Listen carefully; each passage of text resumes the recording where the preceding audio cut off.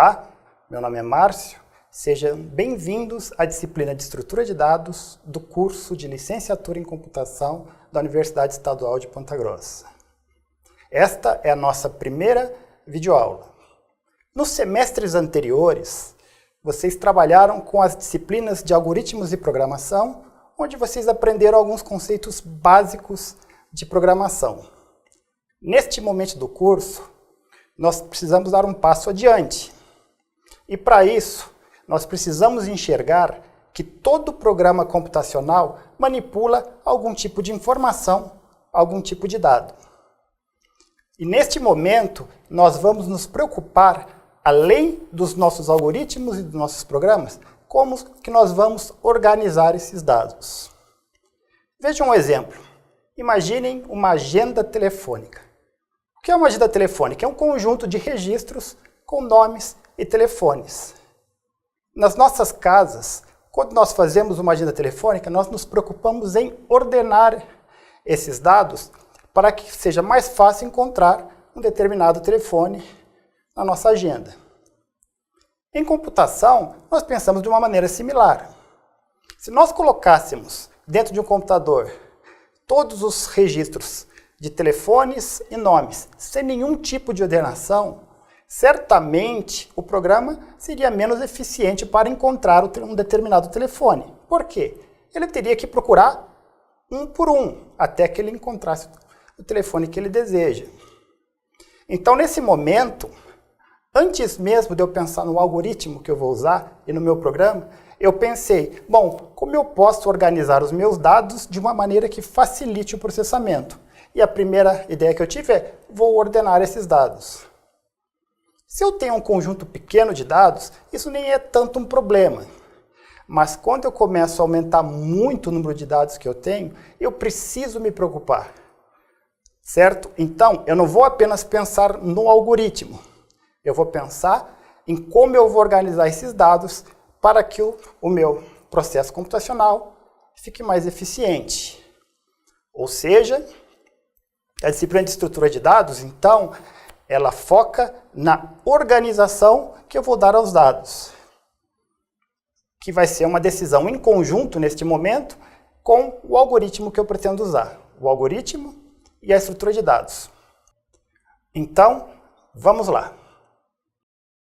Uma coisa importante que nós temos que já perceber no início é que essas duas questões elas são intimamente ligadas. No momento em que você determina uma organização para os seus dados, você, de certa maneira, vai ter que levar isso em consideração no momento em que você estiver escolhendo o algoritmo que vai manipular esses dados. E a mesma coisa, o contrário. No momento em que você escolhe um determinado algoritmo, você vai influenciar na maneira que você vai ter que organizar os seus dados. Bom, existem alguns tipos de estruturas de dados básicas que você já encontram em linguagens de programação.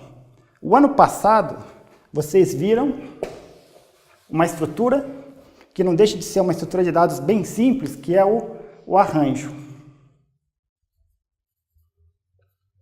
O arranjo é um conjunto de variáveis de mesmo tipo, que para facilitar a manipulação dessas variáveis, nós os agrupamos num conjunto único. Então, vamos imaginar o seguinte exemplo. Eu quero manipular um conjunto de 10 números inteiros. Eu poderia criar 10 variáveis inteiras, uma variável para cada um dos números. Só que dificultaria o projeto do algoritmo pela grande quantidade de variáveis e a própria programação. Para facilitar a nossa vida, nós agrupamos essas 10 variáveis inteiras em um arranjo. Geralmente, quando nós vamos desenhar um arranjo, nós desenhamos dessa maneira e colocamos 10. 1, 2, 3, 4, 5, 6, 7 e mais 3 aqui. 8, 9, 10. Então, aqui são 10 variáveis inteiras. Nós colocamos um nome nesse arranjo. Vamos imaginar que nós chamamos esse arranjo de vetor.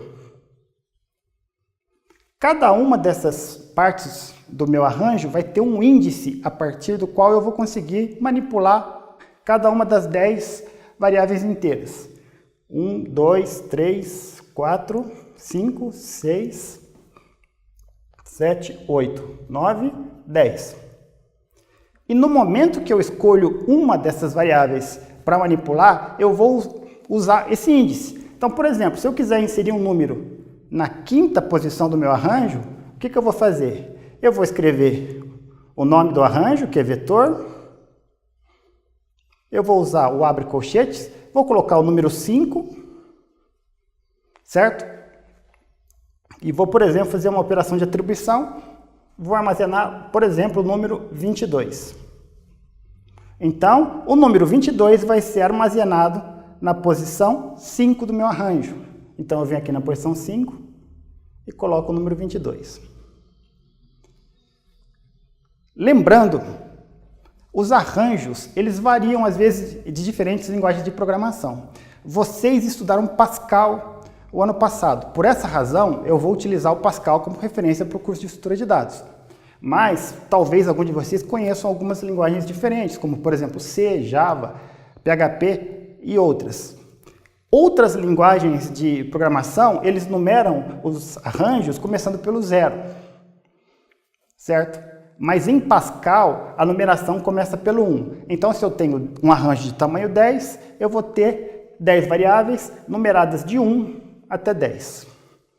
Por que eu estou relembrando essa parte do arranjo?